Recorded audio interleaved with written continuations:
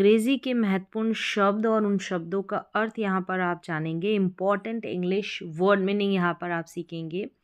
ये सारे के सारे जो वर्ड मीनिंग होंगे, मतलब जब भी आप अंग्रेज़ी का इंग्लिश का कोई भी सेंटेंस बनाएंगे, बोलेंगे, लिखेंगे या पढ़ेंगे तो वहाँ पर वो शब्द ज़रूर नज़र आएंगे। इनके बिना इंग्लिश का कोई भी सेंटेंस बनाना मुश्किल है। तो कौन से वो शब्द है महत्वपूर्ण, उनको सीखते हैं। तो यहाँ पर देखें, सबसे पहले इज़, एम और आर, इन तीनों शब्दों को आपने हर एक वाक्य में देखा होगा, समझा होगा, लेकिन किस तरीके से हम इनका प्रयोग करते हैं, क्या इनका अर्थ जाता है, क्या इनका मीनिंग निकलता है। हिंदी में अगर बात करें तो इनका अर्थ जाएगा है, हो या हूँ के सेंस में, यानी इसके अर्थ में या तो इनका मतलब निकलेगा है या हो या हूँ, हिंदी में अर्थ निकलेगा। और इन तीनों को ही बोला जाता है सहायक क्रिया, यानी इंग्लिश में इनको बोलते हैं हेल्पिंग वर्ब्स। सहायक क्रिया यानी कि कोई वाक्य को बनाने के लिए इन सहायक क्रिया की सहायता, हेल्प ली जाती है। सहायक क्रिया, हेल्पिंग वर्ब्स, इनको बोलते हैं। हिंदी में इनका अर्थ है, हो, हूँ करके निकलता है। चलिए अब वाक्य देख लीजिए किस तरीके से इनका वाक्य में प्रयोग होता है। जैसे कि यहाँ पर इन सभी सेंटेंसेस में इज़, एम, आर का प्रयोग किया गया है। इज़, एम, आर का प्रयोग किया गया है। अब इन तीनों का प्रयोग, इज़, एम और आर, इन तीनों का प्रयोग जो है कर्ता, यानी शुरुआत में जो सब्जेक्ट होता है, कर्ता होता है, उसके अनुसार किया जाता है। जैसे कि अगर कर्ता ही है तो हम इज़ का प्रयोग करेंगे। किसका प्रयोग करेंगे? इज़ का। He is a boy. He is a boy यानी कि वह इज़ यानी है, क्या है? एक लड़का। वह एक लड़का है। तो ही यहाँ पर सब्जेक्ट है, इज़ यहाँ पर क्या है? सहायक क्रिया, हेल्पिंग वर्ब है, और ही के अनुसार ही इज़ आया है यहाँ पर। और अ बॉय यानी एक लड़का, तो लड़का यहाँ पर क्या है? नाउन है। क्या है? संज्ञा, नाउन है। तो नाउन के साथ यहाँ पर, मतलब इज़ के बाद में यहाँ पर एक नाउन का प्रयोग हुआ है। कोई वर्ब यहाँ पर नहीं आई है, मुख्य क्रिया वर्ब नहीं आई है, यानी कि एक्शन वर्ड यहाँ पर नहीं आया है। फिर है ही इज़ सैड, यानी वह एक लड़का है। इज़ यानी है, क्या है? वह सैड है, मतलब कि दुखी है। तो ही यहाँ पर क्या है? सब्जेक्ट है। इज़ यहाँ पर सब्जेक्ट यानी कि कर्ता, इज़ यहाँ पर क्या है? सहायक क्रिया। तो ही के अनुसार इज़ का प्रयोग हुआ है। और सैड यहाँ पर क्या है? विशेषण, यानी कि एडजेक्टिव है। या ये जो सैड है, दुखी होना, कौन है दुखी? यहाँ पर ही है। ही क्या है? सब्जेक्ट है, कर्ता है। तो ही यहाँ पर क्या है? वैसे अगर ग्रामर में बोले तो ये वह सर्वनाम है, यानी कि इंग्लिश में प्रोनाउन है।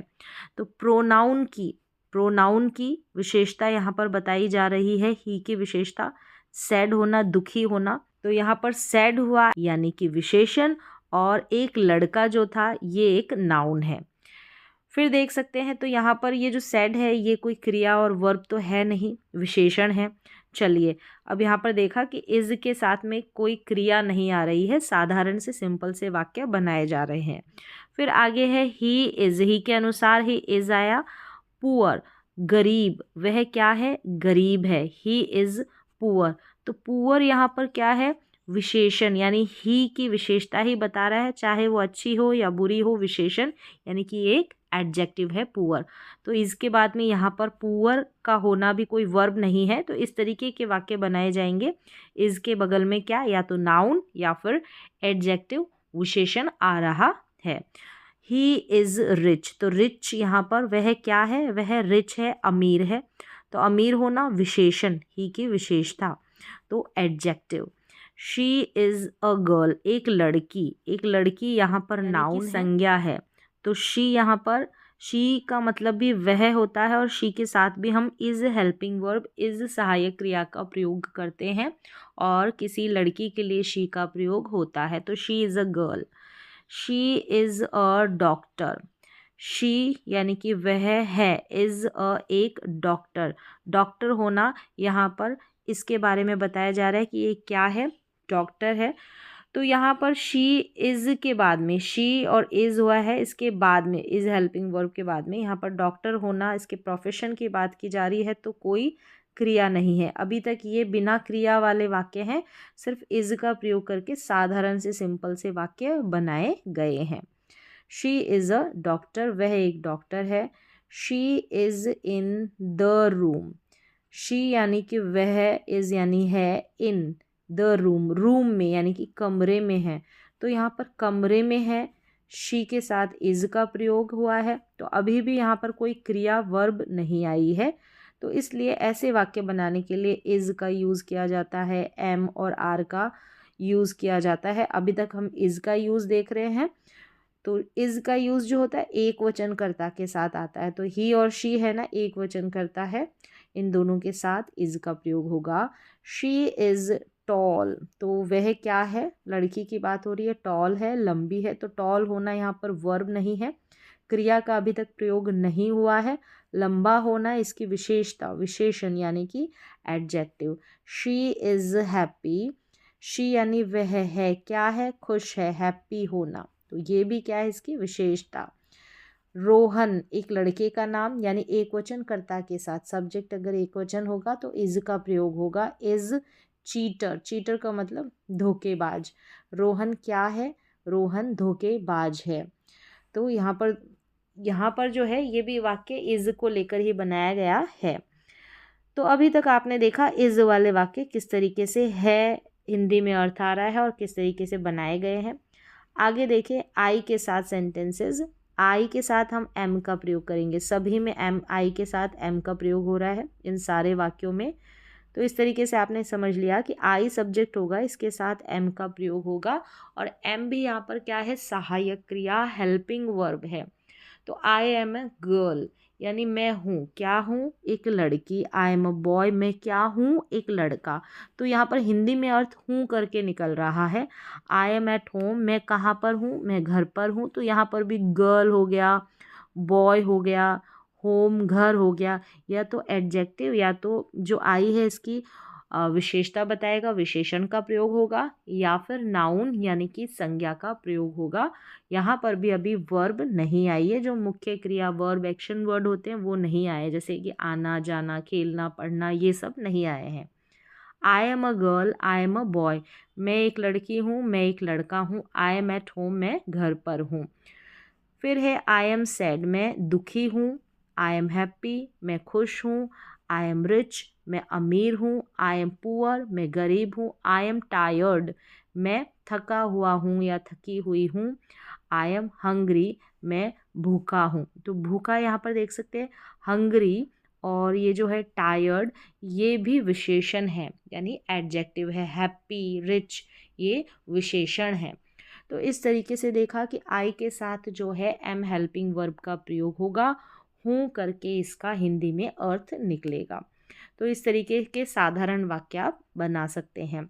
अभी तक जो है एक्शन वर्ड नहीं आए इन वाक्यों में, कोई वर्ब नहीं आई है। अब देख सकते हैं वी के साथ, वी के साथ जो सहायक क्रिया है, यानी जो आर है, क्या है, आर, आर जो है बहुवचन सब्जेक्ट होगा, प्लूरल सब्जेक्ट होगा, तो वहाँ पर जो है आर का प्रयोग होगा। जैसे वी यानी हम, तो वी के साथ आर है यहाँ पर इन सभी वाक्यों में।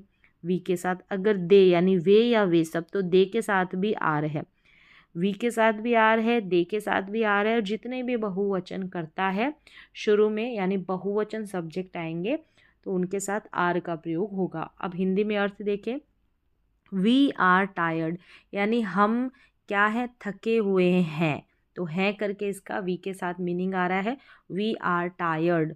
टायर्ड यानी थका हुआ होना, तो ये भी अभी वर्ब नहीं है, ये एडजेक्टिव है, विशेषण है। वी आर रिच, हम क्या है, अमीर हैं, हम अमीर हैं, rich. We are in the office, हम, तो प्लेस की बात की जा रही है, कहीं पर आप हैं, तो we are in the office, हम ऑफिस में हैं। वी आर एट स्कूल, हम स्कूल में हैं, स्कूल में हैं। फिर है दे आर रिच, वे, दे का मतलब वे, दे आर रिच, वे अमीर है। तुम यू के साथ भी आर आएगा, यू आर ब्यूटीफुल, तुम सुंदर हो। तो यहाँ पर यू के साथ अगर ट्रांसलेशन होगा तो हो करके हो जाएगा तुम सुंदर हो। You are honest, you are honest, तुम ऑनेस्ट होना, ईमानदार। तो यू जो है ऑनेस्ट है तो ये भी विशेषण है यानी कि एडजेक्टिव है, यू आर ऑनेस्ट। तो इस तरीके से अभी यहाँ पर देखा टायर्ड हो गया, थका हुआ, ऑफिस में होना, स्कूल में होना, रिच होना, ऑनेस्ट होना, ये सभी जो है या तो एडजेक्टिव होंगे या नाउन का प्रयोग होगा। तो ये सभी एडजेक्टिव है या किसी प्लेस की बात हो गई। तो यहाँ पर भी अभी तक एक्शन जो है, एक्शन वर्ड यानी कि क्रिया वर्ब नहीं आई है। आना, खाना पीना, खेलना, जाना, सोना, ये सब, पढ़ना, ये क्रियाओं का प्रयोग अभी तक नहीं हुआ है। तो साधारण से वाक्य यहाँ पर देखे आपने, इज़, एम और आर का प्रयोग करके किस तरीके से बनाए जाते हैं। और इज़ एम आर के बाद में, इज़ एम आर क्या है, सहायक क्रिया है यानी कि हेल्पिंग वर्ब है। तो इसके बाद में कोई मुख्य क्रिया अभी तक नहीं आई है। अब इसके आगे आप सीखेंगे कि किस तरीके से इनके बाद में मुख्य क्रिया, इन शब्दों के बाद में, इन वर्ड्स के बाद में मुख्य क्रिया मेन वर्ब का प्रयोग होता है। Is am are, is am are ही ये शब्द होंगे, इज़ एम आर जिनको बोलते हैं सहायक क्रिया, हेल्पिंग वर्ब। रहा है, रही है, रहे, इस तरीके से हिंदी में इनका अर्थ निकलेगा। लेकिन इज़ एम आर के बाद में मुख्य क्रिया का प्रयोग होगा यानी कि कोई एक्शन वर्ड आएगा, मेन वर्ब आएगी और उसके बाद में आईएनजी लग जाएगा। जैसे कि अगर प्ले होगा तो प्लेइंग हो जाएगा, गो होगा तो गोइंग होगा, कम होगा तो कमिंग हो जाएगा, स्लीप है तो स्लीपिंग होगा। तो इस तरीके से ये जो है प्लेइंग, गोइंग, कमिंग, स्लीपिंग, ये सभी क्या है, मेन वर्ब है। इनको बोलते हैं मेन वर्ब इंग्लिश में, और हिंदी में इनको बोलते हैं मुख्य क्रिया। क्या बोलेंगे, मुख्य क्रिया। लेकिन जब हम इज़ एम आर के साथ मुख्य क्रिया यानी कि मेन वर्ब का प्रयोग करेंगे तो उनके साथ आईएनजी लगा देंगे। अब सेंटेंसेस, वाक्य देखें। अब यहाँ पर जो है कोई ना कोई काम होगा इन वाक्यों में, इन सेंटेंसेस में। ही के साथ सेम वैसे ही प्रयोग करना है, ही के साथ इज़ का, शी के साथ इज़ का। तो लास्ट में मैं बता दूंगी कि कौन कौन से सब्जेक्ट के साथ इज़ आएगा, आर आएगा। तो अभी वाक्यों की प्रैक्टिस करते हैं।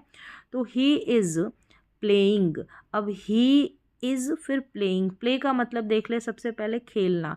ही का मतलब वह, तो वह खेल रहा है। इस तरीके से अनुवाद होगा ऐसे वाक्यों में। अब यहाँ पर कोई एडजेक्टिव नहीं है, विशेषण नहीं है और ना ही कोई नाउन है। यहाँ पर एक्शन है, खेलना, यहाँ पर काम है, क्रिया, खेलने की क्रिया हो रही है, एक्टिविटी हो रही है। तो he is playing. He is going, जाना, गो यहाँ पर मेन वर्ब है तो गोइंग लग जाएगा। ही इज़ गोइंग यानी कि वह जा रहा है। ही इज़ कमिंग, कम का मतलब होना कम का मतलब होना आना होता है। तो कमिंग यानी वह आ रहा है।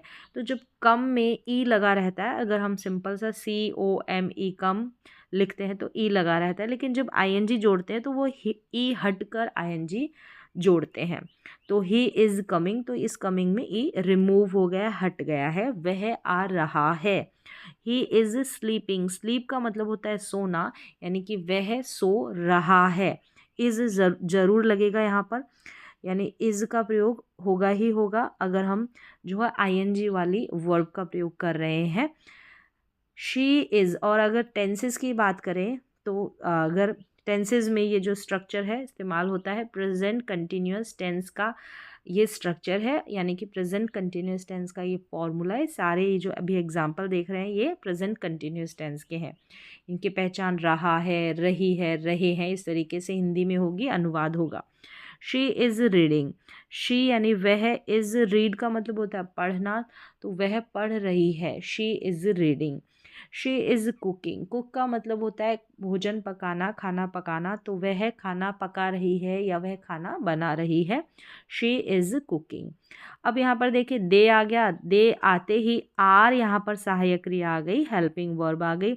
दे आर गोइंग, गो का मतलब जाना, तो वे जा रहे हैं कहाँ, टू स्कूल, स्कूल को जा रहे हैं, वे स्कूल को जा रहे हैं, स्कूल जा रहे हैं। They are going to school. अब यहाँ पर भी दे है तो आर हेल्पिंग वर्ब का प्रयोग हो गया है। दे आर प्ले, प्ले का मतलब होता है खेलना, तो प्लेइंग है तो वे खेल रहे हैं। अब क्या है, तो क्रिकेट यहाँ पर दिया गया है।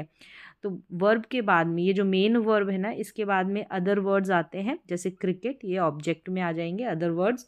फिर है आई एम। अब यहाँ पर आई के साथ एम का प्रयोग होता है। ईट का मतलब खाना, फूड यानी भोजन, यानी मैं खाना खा रहा हूँ या मैं खाना खा रही हूँ। I am eating food. I am watching. Watch का मतलब होता है देखना, क्या, टीवी, तो मैं टीवी देख रहा हूँ या मैं टीवी देख रही हूँ। I am watching TV.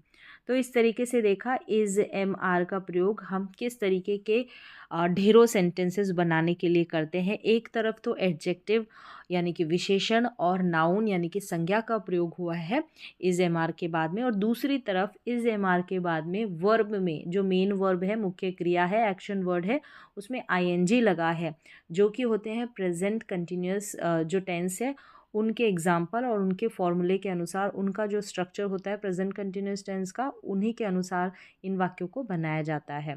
और ये साधारण से वाक्य होते हैं। इज़ एम आर के बाद में एडजेक्टिव और नाउन का प्रयोग होता है, तो ये भी प्रेजेंट के ही पार्ट है, यानी कि प्रेजेंट इंडेफिनिट टेंस है, उन्हीं के ही ये पार्ट है। ये एग्जाम्पल अभी शुरुआत में जो देखे।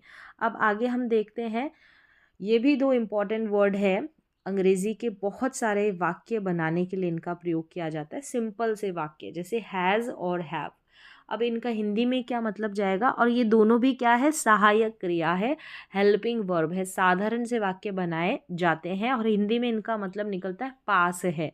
ज़रूरी नहीं है कि सब जगह पास है निकले, लेकिन यहाँ पर इसको ऐसे समझेंगे कि पास है कि सेंस हम हैज़ हैव का यूज़ कर कर वाक्य बनाएंगे, यानी कि कोई भी वस्तु, कोई भी चीज़ आपके पास है तो हैज़ और हैव का प्रयोग करेंगे। अब यहाँ पर दो सहायक क्रिया है, दो है तो इसका मतलब है कि सब्जेक्ट के अनुसार ही इनका प्रयोग करेंगे। और यहाँ पर अगर समय की बात करेंगे तो प्रेजेंट टाइम में यानी वर्तमान समय में कोई चीज़ आपके पास है तो हैज़ और हैव का प्रयोग करेंगे। जैसे कि शी हैज़, अगर सब्जेक्ट शी होगा, ही होगा, आगे लास्ट में मैं बताऊंगी कि कौन कौन से सब्जेक्ट के साथ जो है हैज़ का प्रयोग होगा और हैव का प्रयोग होगा।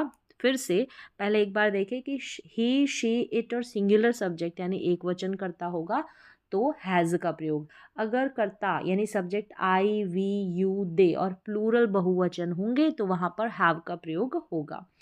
सेंटेंसेस देख लेते हैं। शी हैज़ यानी उसके पास है और डॉग एक कुत्ता।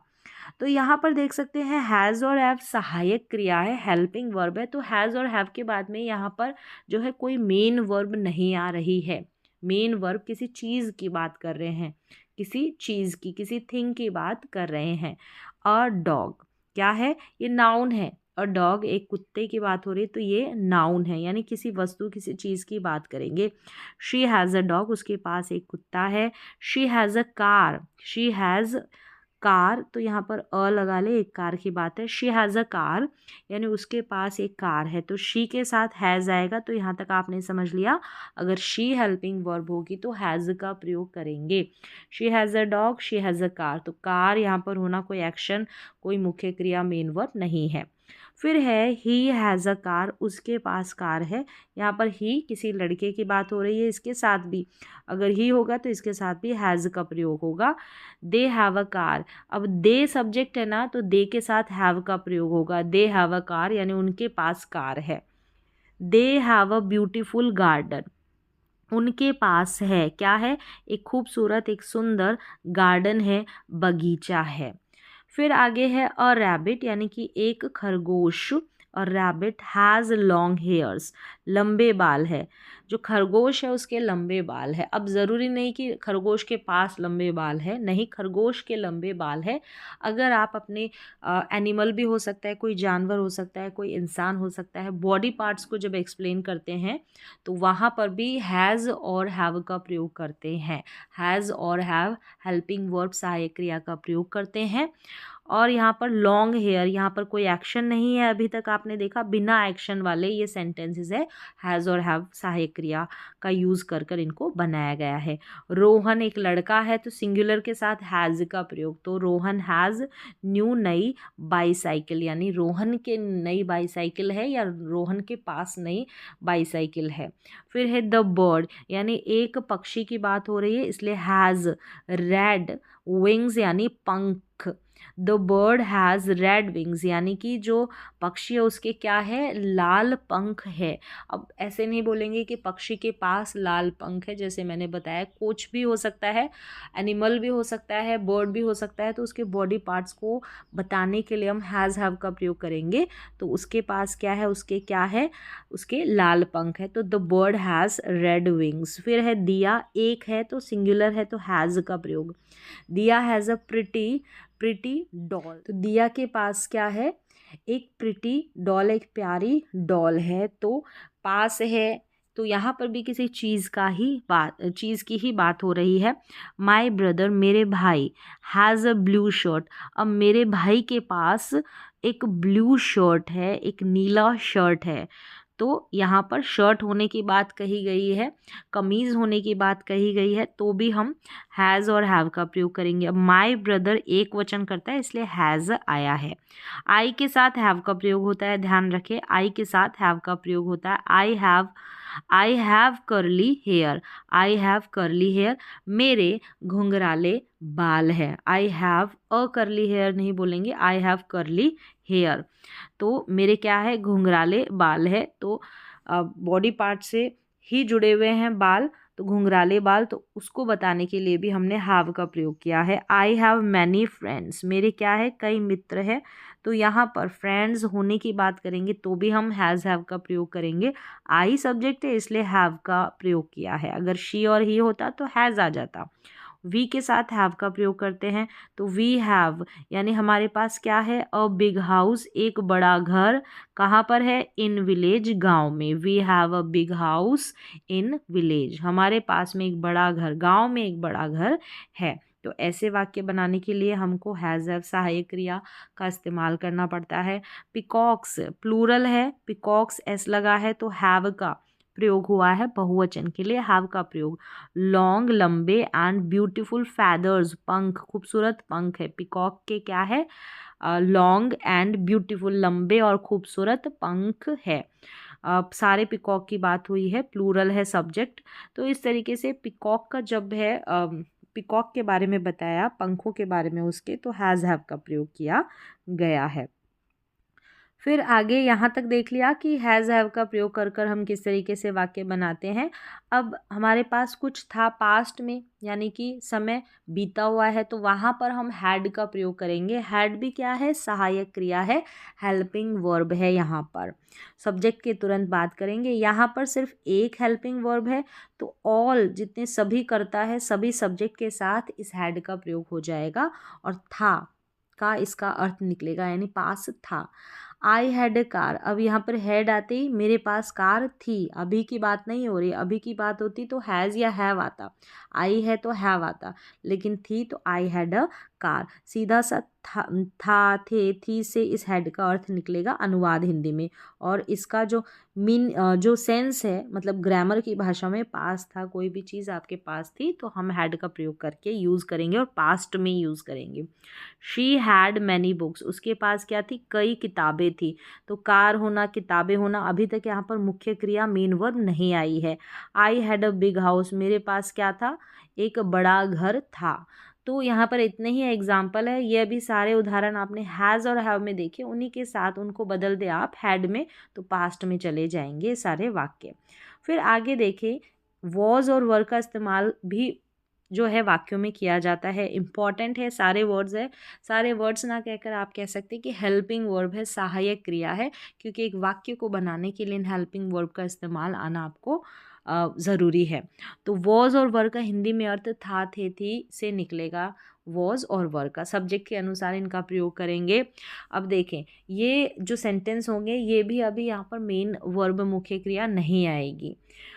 आई वॉज अ टीचर, यहाँ पर टीचर कर ले, आई वॉज अ टीचर, मैं क्या हूँ, मैं एक अध्यापक हूँ नहीं, अब यहाँ पर मैं एक अध्यापक था या मैं एक अध्यापिका थी, इस तरीके से इसका अनुवाद होगा। वॉज से था, थे, थी से अर्थ इसका निकलेगा। शी वॉज एट होम, अब वह एक लड़की, वह कहाँ थी, घर पर थी, वह घर पर थी। तो टीचर, होम, तो यहाँ पर अभी मेन वर्ब मुख्य क्रिया नहीं आ रही, या तो विशेषण आएगा, एडजेक्टिव आएगा, या फिर नाउन यानी कि संज्ञा आएगी। अब ही के साथ यहाँ पर वॉज, आई के साथ वॉज आया है, ही के साथ वॉज आया है, शी के साथ भी वॉज आएगा, लेकिन प्लूरल बहुवचन करता यानी जैसे कि दे हो गया, वी, इनके साथ क्या होगा, वर का प्रयोग होगा। ही वॉज अ लॉयर, यानी वह क्या थी, एक लॉयर थी, एक वकील थी। अब ही है तो थी नहीं होगा, था होगा, क्योंकि लड़के की बात हो रही है। अगर शी होता तो थी होता। दे वर एंग्री, एंग्री यानी कि गुस्सा, वे क्या थे, वे गुस्सा थे, एंग्री थे। तो एंग्री यहाँ पर क्या है, एडजेक्टिव है, विशेषण है। दे वर हैप्पी, वे थे, अब दे के साथ वर आ रहा है, हैप्पी यानी वे, दे का मतलब वे, तो वे खुश थे। वी वर सैड, हम थे, वर थे, सैड यानी कि दुखी। वी वर सैड, हम दुखी थे। तो इस तरीके से वॉज वर का प्रयोग हो गया। ऐसे से साधारण से वाक्य बनाएंगे बिना क्रिया वाले, वहाँ पर हम वॉज वर का प्रयोग कर लेंगे। अब बढ़ते हैं आगे। अगर हम जो है इसके साथ वर्ब लगा दें, इन वॉज वर्ब के बाद में क्रिया लगा दें, तो हिंदी में अर्थ निकल जाएगा रहा था, रही थी, रहे थे, इस तरीके से। और क्रिया आएगी मेन वर्ब, और वर्ब में आईएनजी आ जाएगा। जैसे कि वी वर, हम, वी के साथ वर आएगा तो हम क्या कर रहे थे, टीच का मतलब होता पढ़ाना, तो हम पढ़ा रहे थे, टीचिंग, वी वर टीचिंग, हम पढ़ा रहे थे से अनुवाद हो गया। और अगर टेंस की बात करें तो ये पास्ट का कंटिन्यूअस टेंस है, पास्ट कंटिन्यूअस टेंस के अनुसार ही यहाँ पर ये वाक्य बनाए गए हैं। आई वॉज, तो वॉज यहाँ पर हेल्पिंग वर्ब हो गई, और ये जो रीडिंग है ये मेन वर्ब है, मुख्य क्रिया है। रीड का मतलब होता है पढ़ रही थी, I was reading, I was reading a book. अब यहाँ पर किताब, एक किताब, मैं एक किताब पढ़ रही थी, या मैं एक किताब पढ़ रहा था। तो आई के साथ वॉज, दे के साथ वर का प्रयोग, दे वर। मेक का मतलब होता है बनाना, ई लगा था इस मेक में, ई हटकर फिर आईएनजी जोड़ा है, ई को हटाकर ही आईएनजी जोड़ते हैं। जैसे कम में हुआ सेम वैसे ही। दे वर मेकिंग टी, मेक का मतलब बनाना, तो बना रहे थे, दे वे क्या, चाय। शी वॉज सिंगिंग, सिंग का मतलब होता है गाना, तो वह गा रही थी अ सॉन्ग, एक गाना। तो यहाँ पर वॉज हेल्पिंग वर्ब है, और सिंगिंग जो है मेन वर्ब, मुख्य क्रिया है, और शी क्या है, सब्जेक्ट है, करता है वह, शी का मतलब किसी लड़की के लिए। ही वॉज डूइंग, वह कर रहा था, डू का मतलब करना, तो कर रहा था होमवर्क, वह होमवर्क कर रहा था, ही वॉज डूइंग होमवर्क। फिर है दे वर, दे के साथ वर का प्रयोग, ईटिंग, ईट का मतलब खाना, तो ईटिंग खा रहे थे, एट द रेस्टोरेंट, कहाँ पर, रेस्टोरेंट में। एट का यूज़ होता है लोकेशन के लिए, यानी कहाँ पर खा रहे थे, रेस्टोरेंट में, एट द रेस्टोरेंट। फिर है यू के साथ वर का प्रयोग, यू वर, वर्क का मतलब होता है काम, तो यू का मतलब तुम, तो तुम काम कर रहे थे, यस्टरडे यानी कल की बात है, बीते हुए कल की बात है। और वैसे भी वॉज वर्क का यूज़ जो है बीते हुए कल के लिए ही होता है। आई वॉज, आई के साथ वॉज का प्रयोग, आई वॉज स्टडी का मतलब होता है पढ़ना, तो मैं पढ़ रहा था या मैं पढ़ रही थी। लास्ट नाइट यानी पिछली रात, पिछली रात में क्या कर रहा था, मैं पढ़ रहा था, मैं पढ़ रही थी, I was studying last night. The child, एक बच्चे की बात है, इसलिए वॉज का प्रयोग है। सिंगुलर सब्जेक्ट के साथ वॉज हेल्पिंग वर्ब का प्रयोग किया जाता है। द चाइल्ड वॉज ईटिंग, खा रहा। एन एप्पल, एक सेब, यहाँ पर एप्पल में ए करके साउंड आया है पहला, इसलिए एन, एन का प्रयोग यहाँ पर होता है एक के लिए, एक के लिए एन का प्रयोग हुआ है, क्योंकि अ साउंड है एप्पल में, यानी कि वाउल साउंड है। फिर आगे देखें, Tania was going to the library, Tania जा रही थी, जा रही थी कहाँ, लाइब्रेरी। तो यहाँ पर तानिया किसी लड़की का नाम, सिंगुलर सब्जेक्ट, तो वाज का प्रयोग हुआ है। तो यहाँ पर देखा कि वॉज वर्ब का प्रयोग किस तरीके से होता है। अब यहाँ तक आपने वाक्य बनाना सीख लिए हैं। Was were is am are has have had का प्रयोग कर कर किस तरीके से वाक्य बनाए जाते हैं। आप देखें, अगर प्रेजेंट टाइम में आई होगा तो आई के साथ एम का प्रयोग, यू के साथ आर का प्रयोग, फिर है ही शी इट, इनके साथ इज का प्रयोग, याद कर लें इन्हें, और वी के साथ आर का प्रयोग। ये पता होना चाहिए कि हम इज एम आर अपने अनुसार नहीं लगा सकते हैं, कर्ता के अनुसार हमें इनका प्रयोग करना है। वी है तो हम वी के साथ इज़ नहीं लगा सकते, वी के साथ आर ही आएगा, यू के साथ आर आएगा और दे के साथ आर आएगा। अगर हम पास्ट में जाते हैं तो पास्ट की हेल्पिंग वर्ब यहाँ पर देखिए आई के साथ वॉज, यानी वॉज वर्ब का प्रयोग देखें। आई के साथ वॉज, यू के साथ वर, ही शी इट के साथ वॉज का प्रयोग, वी के साथ वर का प्रयोग, यू के साथ वर का प्रयोग, दे के साथ वर का प्रयोग। तो यहाँ पर आपने देख लिया कि कौन से कर्ता के साथ जो है वॉज का प्रयोग होगा, वर का, और इज एम आर का प्रयोग होगा। तो इस तरीके से अभी जितने भी बहुत कम शब्द है लेकिन बहुत ढेरों सेंटेंसेस इन शब्दों का प्रयोग कर कर किया जाता है। उम्मीद है आपको समझ में आए होंगे किस तरीके से हम is am are was were को लेकर सेंटेंसेस बनाते हैं।